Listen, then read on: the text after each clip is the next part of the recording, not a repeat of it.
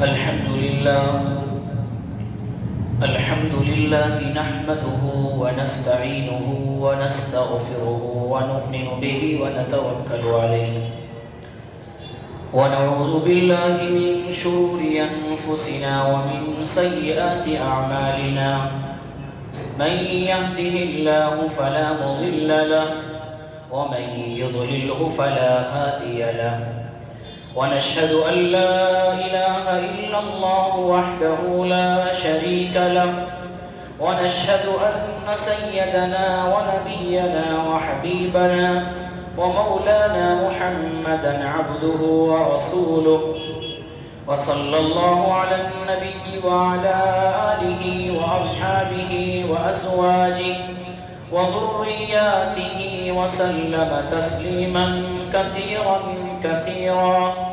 أما بعد، قال الله تبارك وتعالى في القرآن المجيد والفرقان الحميد: أعوذ بالله من الشيطان الرجيم، بسم الله الرحمن الرحيم. ولا تحسبن الله غافلا عما يعمل الظالمون، صدق الله العظيم.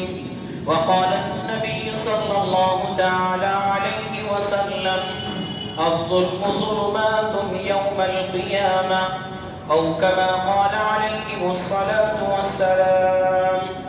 اللهم صل على محمد وعلى آل محمد كما صليت على إبراهيم وعلى آل إبراهيم إنك حميد مجيد.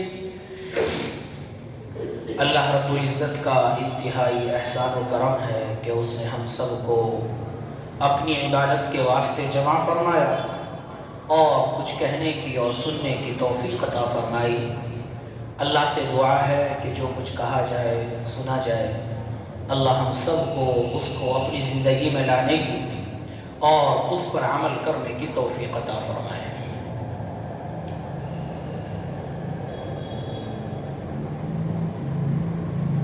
زمین اور آسمان کا علم رکھنے والا اللہ رب العزت کی ذات اقدس، جو عالم الغیب ہے، جو قیامت تک آنے والی چیزوں کا جانکار ہے، جاننے والا ہے، ہر چیز کا خالق، ہر چیز کا مالک ہے. اور یہ ہمارا عقیدہ ہے کہ سب سے بڑی طاقت اور قوت کا حامل اگر کوئی ہے تو وہ اللہ رب العزت کی ذات اقدس ہے. اس سے بڑا کوئی بادشاہ نہیں، اس سے بڑی کسی کی طاقت نہیں، اس سے بڑا کوئی طاقت والا نہیں، اس کے علاوہ کوئی اس دنیا کے نظام کو چلانے والا نہیں. پوری دنیا کا نظام چلانے والا، آسمان اور زمینوں کے نظام کو چلانے والا، زمینی اور آسمانی نظام سے واقفیت رکھنے والا اللہ رب العزت کی ذات اقدس ہے. اس کے علاوہ کسی نظام کو کوئی نہیں چلا سکتا اور نہ کسی کی اتنی ہمت اور طاقت ہے کہ وہ اس نظام کو اپنے بس میں کر سکے. ہم سب کو ہمیں یہ بات معلوم ہونی چاہیے کہ ہم جو بھی عمل کرتے ہیں، چاہے وہ نیک عمل ہو چاہے وہ برا عمل ہو، اللہ رب العزت کی ذات اس کو دیکھتی ہے. وہ برے کو بھی جانتا ہے، وہ اچھے کو بھی جانتا ہے. چاہے کھلم کھلا انسان کوئی کام کرے، وہ اس کو بھی دیکھتا ہے. چھپ کر کوئی کام کر رہا ہے، اللہ رب العزت اس کو بھی دیکھتا ہے. نیکی والا عمل کر رہا ہے، اللہ اس کو بھی دیکھتا ہے. برائی والا عمل کر رہا ہے، اللہ اس کو بھی دیکھتا ہے. اللہ سے کوئی چیز مخفی ہو ہی نہیں سکتی. پتھر میں چھپے کیڑوں کی واقفیت رکھنے والا وہ، پتھروں میں چھپے کیڑوں کے چلنے کی آواز کو سننے والا وہ، اللہ رب العزت ہر چیز کا جاننے والا، ہر چیز کو پہچاننے والا، ہر چیز پر اپنا حکم چلانے والا ہے. یہ ہم سب کا عقیدہ ہے. قرآن مقدس کی آیت اللہ رب العزت نے فرمایا: وَلَا تَحْسَبَنَّ اللَّهَ غَافِلًا عَمَّا يَعْمَلُ الظَّالِمُونَ. اس آیت پر آپ غور کریں اور دیکھیں کہ اللہ کیا فرما رہے ہیں. اللہ نے فرمایا کیا؟ اے لوگوں سن لو، جو تم ظلم کر رہے ہو، جو تم ظالم بنے بیٹھے ہو، تم دوسرے کے حقوق کو مار رہے ہو، تم ایک دوسرے پر ظلم و ستم کر رہے ہو، یہ مت سوچو کہ کوئی جاننے والا نہیں ہے، یہ مت سوچو کہ تم کوئی واقف نہیں ہے۔ اللہ فرما رہے ہیں وَلَا تَحْسَبَنَّ اللَّهَ غَافِلًا عَمَّا يَعْمَلُ الظَّالِمُونَ، اللہ تمہارے ظلم سے ناواقف نہیں ہے، اللہ تمہارے ظلم کو جاننے والا ہے، اللہ تمہاری ظالمیت کو جاننے والا ہے، اللہ تمہاری ناانصافی کو بھی جاننے والا ہے، اور اللہ تمہارے انصاف کو بھی جاننے والا ہے۔ معلوم یہ ہوا کہ ظلم انسان کرے وہ بھی اللہ تعالیٰ جانتا ہے، انصاف انسان کرے گا وہ بھی اللہ تعالیٰ جانتا ہے۔ جب انسان انصاف کرے گا تو اللہ رب العزت اس کا بہترین بدلہ عطا کرتا ہے، اور جب انسان ظلم کرتا ہے اللہ اس کا برائی کے ساتھ بدلہ عطا کرتا ہے۔ اسلام ہمیں یہ درس دیتا ہے اور اسلام ہمیں یہ سکھاتا ہے کہ تم لوگوں کے درمیان انصاف کا معاملہ کرو، تم لوگوں کے درمیان اچھائی کا معاملہ کرو، تم لوگوں کے درمیان عدل کا معاملہ کرو، اور ظلم و ستم سے اپنے آپ کو بچاؤ۔ یہ ہمارا اسلام، یہ ہمارا قرآن اور یہ ہماری حدیث ہم کو درس دیتی ہے۔ رسول اللہ صلی اللہ علیہ وسلم نے اپنے زمانے میں خود سے انصاف کیا اور ظلم سے اپنے آپ کو باز رکھا۔ صحابہ کی جماعت آئی، انہوں نے انصاف کیا، تابعین کی جماعت آئی، انہوں نے انصاف کیا، تب تابعین ائمہ مجتہدین جو لوگ شریعت کو جاننے والے ہیں، شریعت سے واقف ہے، قرآن و حدیث سے واقف ہیں، ان لوگوں نے انصاف کیا ہے اور اللہ نے ان کو ان کا بہترین بدلہ بھی عطا کیا ہے۔ اور تاریخ میں وہ لوگ بھی ہیں جنہوں نے ظلم کیا ہے، ظلم و ستم ڈھایا ہے، اللہ نے ان کو کیسے پکڑا ہے وہ بھی ہمیں دکھایا ہے۔ رسول اللہ صلی اللہ علیہ وسلم نے بتا دیا کہ انصاف کرنے والا اللہ کو پسند ہے۔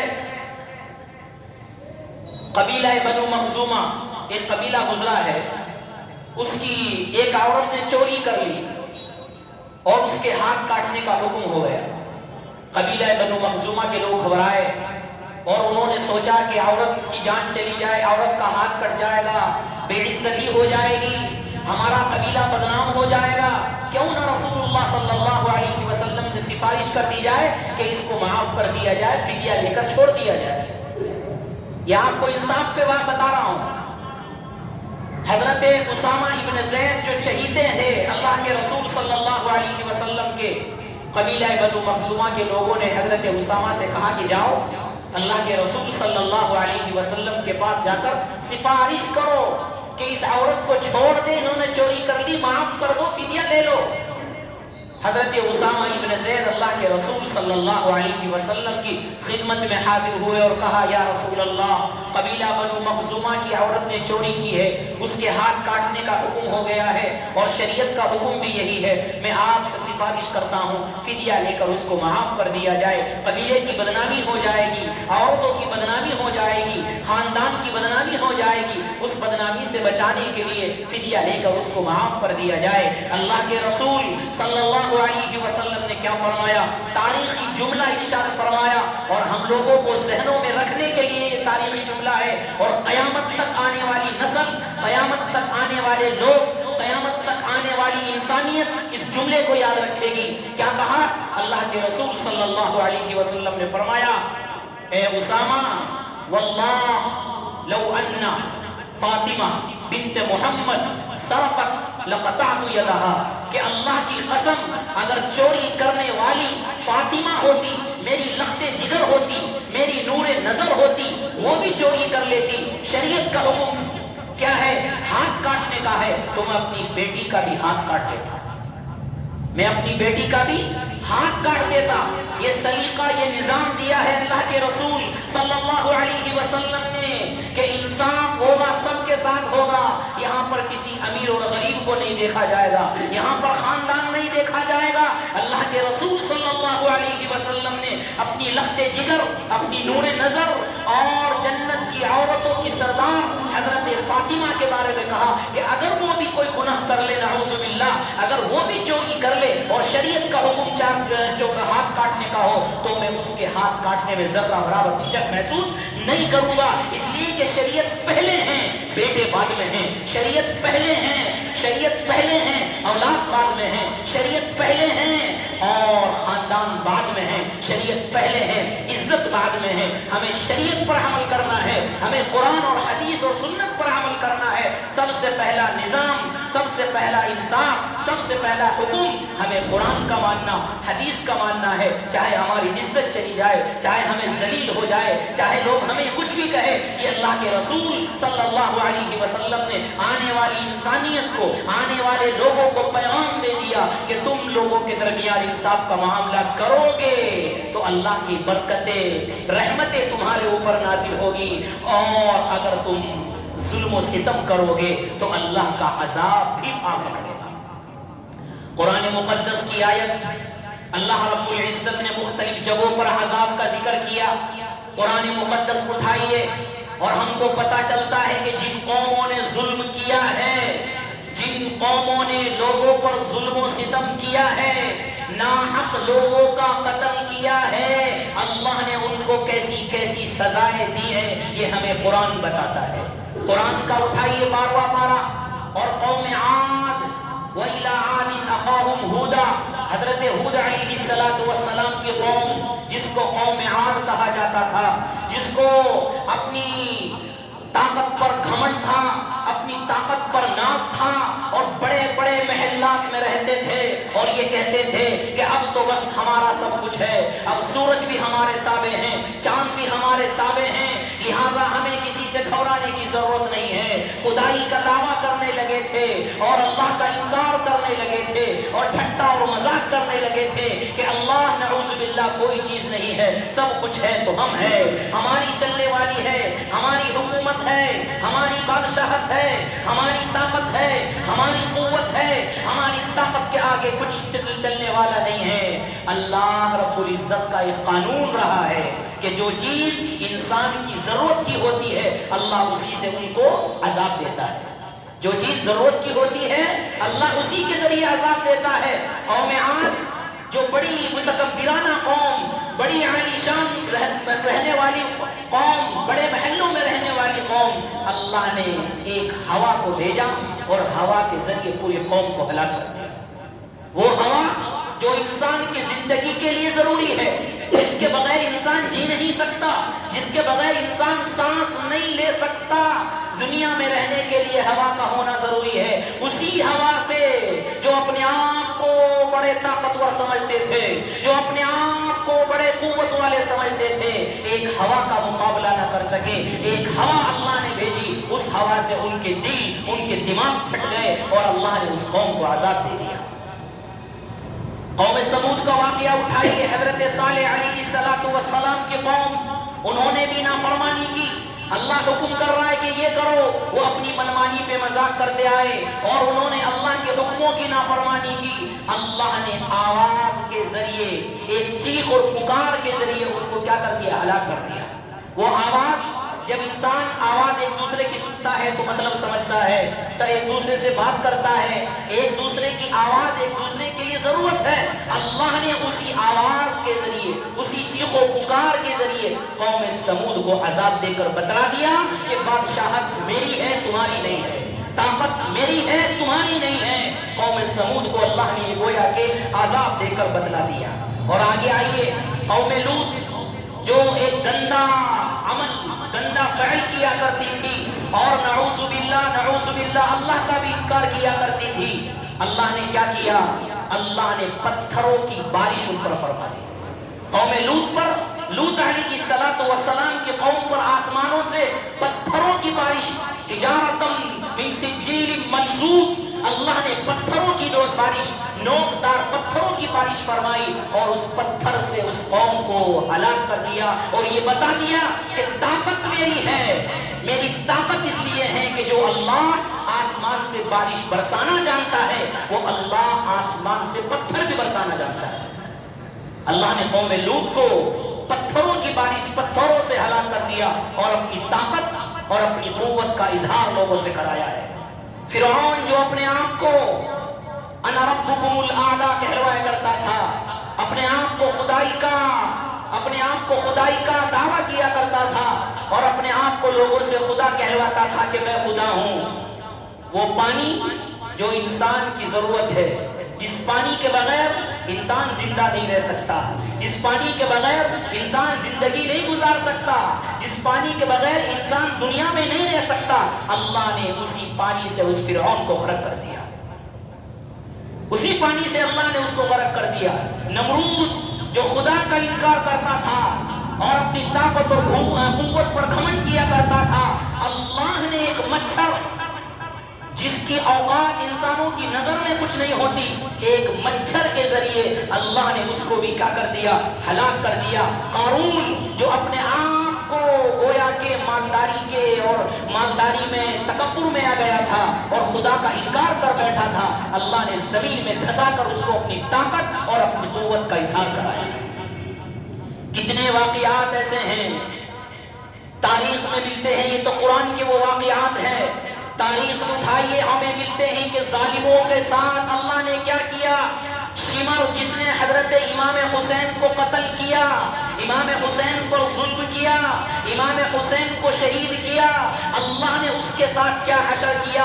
تاریخ اٹھائیے اور مؤرخین لکھتے ہیں، تاریخ میں لکھی ہے کہ مرنے کے وقت اللہ نے دنیا میں ہی اس کو عذاب یہ دے دیا کہ اس کی جیب جس سے وہ پانی پیتا تھا، اس کی جیب باہر نکل کر آ گئی تھی۔ لوگوں نے اس کو دیکھا تھا اور لوگوں نے یہ دیکھا تھا کہ ظلم کا انجام یہ ہوتا ہے کہ اللہ دنیا میں ہی اس کو دکھلا دیتا ہے۔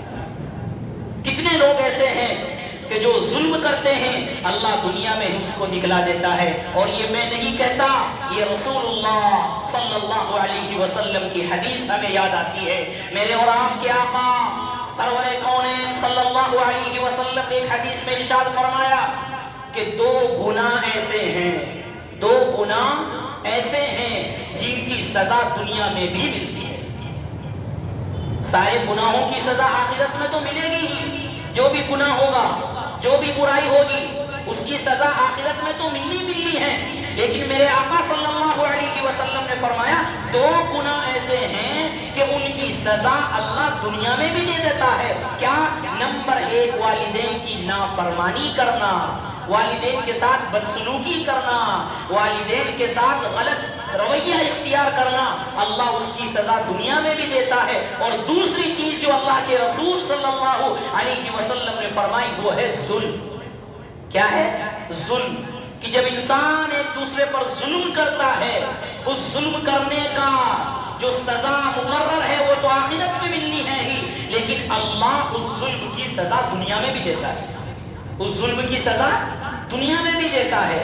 تو ہم سب کا یہ عقیدہ ہے اور ہم سب کا یہ ایمان اور یقین ہے کہ دنیا ہو، دنیا کے اندر سپر پاور طاقت کوئی اور نہیں، صرف اللہ کی ہے۔ بادشاہت کسی امریکہ یا کسی دوسرے ممالک کی نہیں ہے، بادشاہت ہے تو صرف اللہ کی ہے۔ سپر پاور اگر ہے تو اللہ ہے، طاقت والا ہے تو اللہ ہے، بادشاہت ہے تو اللہ ہے، حکومت ہے تو اللہ کی ہے، کسی اور کی حکومت نہیں ہے۔ اور یہ آپ سب کو معلوم ہے کہ یہ واقعہ اور یہ مضمون کیوں اٹھایا گیا، ہم سب کے سامنے ہے کہ آج پچھلے تقریباً 10 یا 15 دنوں سے ہم سب امریکہ پر وہ عذاب الہی دیکھ رہے ہیں اور وہ آگ دیکھ رہے ہیں کہ وہ لوگ جو یہ کہا کرتے تھے، جن کا یہ عقیدہ تھا، جنہوں نے یہ تسلیم کر لیا تھا کہ اب سورج بھی ہمارا غلام بن چکا ہے، جنہوں نے یہ تسلیم کر لیا تھا کہ چاند ہمارا غلام ہے، جو اپنے آپ کو یہ کہتے تھے مہینوں پہلے بارش کی اطلاع دینے والے، مہینوں پہلے طوفان کی اطلاع دینے والے، مہینوں پہلے زلزلوں کی اطلاع دینے والے، اور اپنے آپ کو طاقت اور قوت والے کہنے والے، اور اپنے آپ کو اس دنیا کا سپر پاور کہنے والے، آج آگ کا مقابلہ کرنے کے لیے تیار نہیں ہے۔ آج وہ خود اس بات پر اقرار کر رہے ہیں کہ سپر پاور طاقت ہم نہیں، سپر طاقت اللہ کی ہے، سپر طاقت اللہ کی ہے، ہم نہیں ہیں۔ اور افسوس اللہ نے دکھلا دیا کہ ان لوگوں نے اسرائیل کے ساتھ مل کر 1.5 سال تک فلسطینیوں کے ساتھ ظلم کیا ہے، اور ظلم کرتے ہیں، اب تک کرتے آئے ہیں، وہ 1.5 سال سے ظلم کر رہے ہیں۔ لیکن فلسطینیوں کا ایمان محفوظ رہا ہے، ان کا ایمان ڈگمگایا نہیں۔ وہ 1.5 سال سے ظلم کر رہے ہیں، اللہ نے 8 دن 10 دن کے اندر دکھلا دیا کہ بادشاہت اور طاقت کس کی ہے۔ اللہ نے 10 دن کے اندر دکھلا دیا کہ بادشاہت اور طاقت کس کی ہے، اور کیا نظام ہے اللہ کا، کیا نظام ہے اللہ کا۔ ہمارے ایمان میں ان واقعات سے اضافہ ہو گیا ہے، ہمارے ایمان میں ان واقعات سے اضافہ ہو گیا ہے۔ اللہ کی شان کیا ہے، اللہ کی قدرت دیکھیے۔ وہ لوگ جو 1.5 سال سے بے گھر تھے وہ گھر جا رہے ہیں، جو ان کو بے گھر کرنے والے تھے وہ بے گھر ہو رہے ہیں۔ جن لوگوں نے فلسطینیوں کو 1.5 سال سے بے گھر کیا، اب فلسطین اپنے گھر جا رہے ہیں، اور جو بے گھر کرنے والے ہیں وہ خود بے گھر ہو رہے ہیں۔ یہ ہے اللہ کی شان، اس کو کہتے ہیں وَتُعِزُّ مَن تَشَاءُ وَتُذِلُّ مَن تَشَاءُ۔ عزت دینے والی بھی ذات اللہ کی ہے، ذلت دینے والی بھی ذات اللہ کی ہے۔ اور قرآن میں اللہ فرماتا ہے وَلَنُذِيقَنَّهُم مِّنَ الْعَذَابِ الْأَدْنَىٰ دُونَ الْعَذَابِ الْأَكْبَرِ۔ اس آیت میں اللہ نے فرمایا ہم دنیا کے اندر عذاب کا مزہ چکھ لائیں گے، پورا عذاب نہیں دیں گے، صرف عذاب کا مزہ چکھ لائیں گے۔ کیوں؟ لَعَلَّهُمْ يَرْجِعُونَ، تاکہ وہ ہماری طرف لوٹ کر آ جائیں، تاکہ وہ ہماری خدائی کا دعویٰ کر لیں، تاکہ وہ ہمارے اوپر ایمان لے آئے۔ یہ اللہ کا مکمل عذاب نہیں ہے، یہ عذاب کی جھلک ہے، یہ مکمل عذاب نہیں بلکہ عذاب کی جھلک ہے۔ اور اللہ کی شان ہے یہ کہ آج وہ فلسطین کے بچے جب وہ آزاد ہو کر جا رہے ہیں، کمال ہے ان کے ایمان پر، وہ آزاد ہو کر جا رہے ہیں، وہ کوئی گانا بجانا نہیں کر رہے ہیں، وہ کوئی ڈانس نہیں کر رہے ہیں، وہ کوئی رشک نہیں کر رہے ہیں، بلکہ آپ نے وہ ویڈیو دیکھی ہے کہ جا رہے ہیں خوشی میں نعرہ تکبیر اللہ اکبر کی آوازیں لگا رہے ہیں، اور لا الہ الا اللہ واللہ اکبر سبحان اللہ ایسے ایسے جملے اپنی زبان سے نکال رہے ہیں، اور بتا رہے ہیں کہ 1.5 سال میں تھک گئے، پوری زندگی ہم ظلم سہنے کے لیے تیار تھے، لیکن ہم بادشاہ اللہ کو مانتے ہیں اور مانتے رہیں گے قیامت تک، اس لیے کہ بادشاہ وہی ہے۔ یہ ان بچوں نے، ان معصوم بچوں نے گویا کہ ہم کو یہ دکھلا دیا ہے، اور ہم سب کو وہ بچی یاد ہے، فلسطین کی وہ بچی یاد ہے کہ جس نے کہا تھا کہ میں سب کچھ جا کر اللہ کو بتاؤں گی۔ وہ بچی کا جملہ یاد ہے کہ جس نے کہا تھا کہ جو کچھ ہمارے اوپر ہو رہا ہے، ہمارے آباؤ اجداد، ہماری نسلیں، ہمارے خاندان اور ہمارے گھر بار کو ختم کر دیا، سب کچھ جا کر اللہ کو بتاؤں گی۔ اس نے اللہ کو بتا دیا ہے، اور اللہ نے اس کی سن لی ہے، اور اللہ نے اس کی سن کر یہ گویا کہ عذاب کی جھلک ان کو دکھلائی ہے۔ اور آپ نے وہ بھی جملہ اور وہ فوٹو بھی دیکھا ہوگا، ویڈیو دیکھی ہوگی کہ جب فلسطین پر ظلم ہو رہا تھا، جیمز ووڈ جس نے خوشی کا اظہار کیا تھا، جس نے یہ کہا تھا کہ تم ظلم کرو، اور اسرائیل کو یہ کہا تھا ظلم و ستم جتنا کرنا ہے کرو، جتنا روپیہ پیسہ چاہیے میں دینے کے لیے تیار ہوں، تم ان کے گھر اجاڑ دو، تم ان کی نسلیں اجاڑ دو۔ جو اپنے ٹویٹ پر یہ لکھنے والا تھا، اللہ نے اسی کے گھر کو جلا دیا۔ آج وہ یہ کہہ رہا ہے مجھے زندگی نہیں چاہیے، مجھے موت چاہیے۔ مجھے کیا چاہیے؟ موت چاہیے۔ جو آگ لگانے والے تھے اللہ نے انہی کے گھر میں آگ لگائی، جو دوسروں کو ستانے والے تھے، دوسروں کی زندگیوں کو ختم کرنے والے تھے، آج وہی زندگی سے پناہ مانگ رہے ہیں اور رو رہے ہیں۔ ان کے آنسو، ویڈیو دیکھی ہے کہ ان کے آنسو نکل رہے ہیں، وہ زندگی کی بھیک مانگ رہے ہیں، ان کا سب کچھ لٹ کر خاک ہو گیا، سب کچھ ختم ہو گیا۔ یہ اللہ کی شان ہے، یہ اللہ کی قدرت ہے۔ اور اب ہمیں اپنے ایمان کو اور مضبوط کرنا ہے کہ 1.5 سال فلسطین کے بچوں پر ظلم ہوا، 1.5 سال بچوں پر، ماؤں پر، بڑوں پر، جوانوں پر ظلم ہوا، لیکن آج تک 1.5 سال میں کوئی خبر یہ نہیں آئی کہ کوئی بچہ یا کوئی جوان یا کوئی عورت یہودی بن گئی ہو یا نصرانی بن گئی ہو یا ایمان چھوڑ دیا ہو، نہیں سنی۔ 1.5 سال تک ظلم سہا، سب کچھ قربان، ماں باپ بھی قربان ہو گئے، اولادیں، کسی کی اولادیں چلی گئی، گھر بار چلا گیا، لیکن 1.5 سال میں کسی بچے کی، بڑے کی، جوان کی، عورتوں کی یہ خبر خبر نہیں آئی کہ کسی نے اپنے ایمان کو چھوڑ دیا ہے اور وہ یہودی یا نصرانی ہو گئے ہیں. بتا دیا کہ اصل دین اسلام ہے. اور امریکہ میں آگ لگی ہے, اب خبریں آ رہی ہے کہ وہاں آگ نہیں اسلام آ رہا ہے. وہاں آگ نہیں, اب کیا ہے, اسلام آ رہا ہے. اور وہاں کے لوگ اسلام کو گویا کہ قبول کر رہے ہیں. بہت سے لوگ یہ کہتے ہیں ابھی یہ چیز چلی ہے کہ جی آگ کیوں لگی ہے, وہ تو اللہ بہتر جانے, ہوا کے ذریعے کیا ذریعے. کوئی کہتا ہے کہ پرندہ ہے, حالانکہ احادیث میں یا شریعت میں اس کا کوئی ذکر نہیں کہ کوئی پرندہ ایسا ہوگا جو آگ جلائے گا. یہ خامخواہ کی باتیں ہیں, یہ ہم نے اپنی طرف سے من گھڑت باتیں ہیں. ہمیں یہ یقین کرنا ہے کہ آگ کس نے لگائی وہ چھوڑ دینا ہے. ہمیں صرف یہ یقین رکھنا ہے کہ فلسطین بچوں کی جو آہیں ہیں, فلسطین بچوں کی جو دعائیں ہیں, فلسطین ماؤں کی جو دعائیں ہیں, اور فلسطین ماؤں کی جو تڑپ ہے, اور فلسطین بچوں کا جو جذبہ ہے, اور فلسطین کی ماؤں کا جو خون ہے, اس نے رنگ دکھلایا ہے, اس نے رنگ دکھلایا ہے. اور اس وقت آپ کو یہ جملہ یاد ہوگا, یہاں پر کہا گیا تھا کہ انشاءاللہ وہ دن بھی آئے گا کہ فلسطین کا خون رنگ لائے گا, فلسطین کا لہو رنگ لائے گا.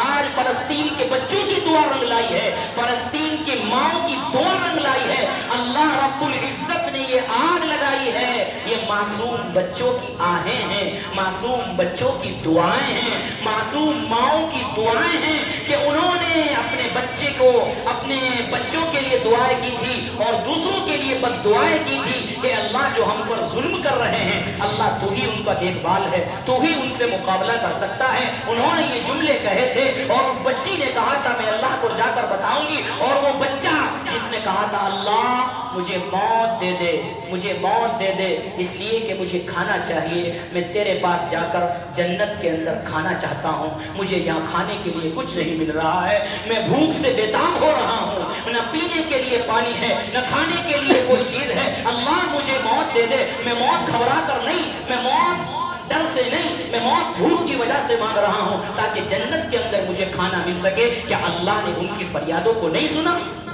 کہ اللہ نے ان کی فریادوں کو نہیں سنا؟ یہ اللہ نے ان کی فریادوں کو سن لیا ہے, اور اللہ نے ان کی فریادوں کو سن کر آج یہ دکھا دیا کہ سپر پاور طاقت اللہ کی ہے. اور اہل ایمان کا ایمان مضبوط ہو گیا, اور اہل ایمان کا ایمان مضبوط ہو گیا, اور اللہ نے گویا کہ اسلام کی دعوت کو عام کر دیا. اور اب سننے میں آ رہا ہے اور خبریں آ رہی ہے کہ دھیرے دھیرے وہاں پر لوگ اسلام کے اندر داخل ہو رہے ہیں. یہ اللہ کی طاقت ہے, یہ اللہ کی قدرت ہے کہ وہ اللہ, اس سے پہلے بھی ایک قوم گزری ہے, قرآن مقدس میں اس کا ذکر ہے, اِنَّا بَلَوْنَاهُمْ كَمَا بَلَوْنَا أَصْحَابَ الْجَنَّةِ, سورہ نون کے اندر 29ویں پارے میں, کہ اس قوم نے فقراء اور مساکین کو پھل دینے سے منع کر دیا تھا. اللہ نے آگ کی بارش کر کر ان کے باغ کو جلا دیا تھا, آگ کی بارش کر کر ان کے باغ کو جلا دیا تھا. اور یہ بتا دیا کہ آسمان سے تو بارش آتی ہے, آسمان سے تو اولے برستے ہیں, لیکن آسمان سے آگ برسانے والی طاقت بھی اللہ کی ہے. کسی نے کیا خوب لکھا ہے, کتاب سادہ رہے گی کب تک, کبھی تو باب آغاز ہوگا. کتاب سادہ یعنی کتاب بند کب تک رہے گی, کبھی تو کھلے گی. کتاب سادہ رہے گی کب تک, کبھی تو باب آغاز ہوگا. جنہوں نے جھونپڑیاں جلائی ہے کبھی تو ان کا حساب ہوگا, جنہوں نے جھونپڑیاں جلائی ہے کبھی تو ان کا حساب ہوگا. ظلم زیادہ دیر ٹکنے والا نہیں ہوتا. اللہ رب العزت اس ظلم کا بدلہ دنیا میں ہی دکھلا دیتا ہے, آخرت میں تو جو ملنا ہی ہے, اور دنیا میں ہی اللہ رب العزت اس کا دکھلا دیتا ہے. اور اس سے ہمیں کیا پیغام ملا ہے, اس سے ہمیں کیا چیز سبق سیکھنے کو ملی ہے؟ ہمیں یہ چیز ملی ہے کہ انسان اپنے آپ کو تکبر کے اندر مبتلا نہ کرے, گھمنڈ کے اندر مبتلا نہ کرے. انسان اپنے آپ کو بڑے عہدے پر یا بڑی چیز پر ہو کر فخر نہ کرے. انسان ہمیشہ عاجزی اختیار کرے. انشاءاللہ اس کے تعلق سے, تکبر کے تعلق سے, اور وہاں سے ہم کو کیا چیز ملی ہے, کیا سبق ملا ہے, وہ اس کے تعلق سے انشاءاللہ آئندہ ہفتے بیان ہوگا. ایک چیز آپ حضرات کے سامنے ذکر کرنی ہے مسئلے کے تعلق سے. خطبہ جو ہوتا ہے, احادیث میں یہ بھی ذکر ہے کہ خطبہ مثل نماز ہے. خطبہ جو ہوتا ہے جمعے کا, خطبہ مثل نماز ہے. کیا مطلب؟ جو چیز نماز میں منع ہے، کھانا پینا، بات کرنا، گفتگو کرنا، نماز پڑھنا، دوسری نماز پڑھنا مطلب اپنی طرف سے، یہ منع ہے. اسی طرح خطبے کے درمیان بات چیت کرنا، گفتگو کرنا، یہاں تک کہ سلام کرنا یا سلام کا جواب دینا، یہ خطبے کے درمیان منع ہے. تو ہمیں یہ لحاظ کرنا ہے کہ جب خطبہ شروع ہو جائے کیونکہ ایک حدیث بھی ہے اذا خرج الامام فلا صلاۃ ولا کلام، جب امام منبر پر آ جائے تو اب کوئی نماز پڑھنے کا کسی کو حق نہیں ہے، نہ کسی سے بات کرنے کا حق ہے. لہٰذا اب کوئی نماز نہیں ہے، نہ کوئی نفل نماز پڑھی جائے، نہ کسی سے بات کی جائے. احادیث میں یہاں تک ہے اللہ کے رسول صلی اللہ علیہ وسلم نے فرمایا اگر کوئی غلط کام کر رہا ہے، گفتگو کر رہا ہے، بات کر رہا ہے، انسان اس کو اپنی زبان سے اگر روک رہا ہے تو روکنے والا بھی غلط ہے، روکنے والا بھی غلط ہے. یعنی مطلب یہ ہوا کہ کسی کام کو کرنے کی اجازت نہیں ہے. یہ مثل نماز ہے، جس طرح نماز میں ہاتھ باندھ کر کسی سے کچھ نہیں کہہ سکتے چاہے کوئی کچھ بھی کر رہا ہے، اسی طرح خطبے کا حکم ہے. خطبے کا حکم نماز ہی کی طرح ہے، لہٰذا اس میں بات چیت، گفتگو یا کوئی کھانا پینا یا نماز وغیرہ نہ پڑھی جائے، سکون اور اطمینان کے ساتھ اس کو سنا جائے. یہ خطبے کا حق ہے اور یہی اصلی اہم احکام اور شرعی مسئلہ ہے. اللہ تعالیٰ کی توفیق عطا فرمائے.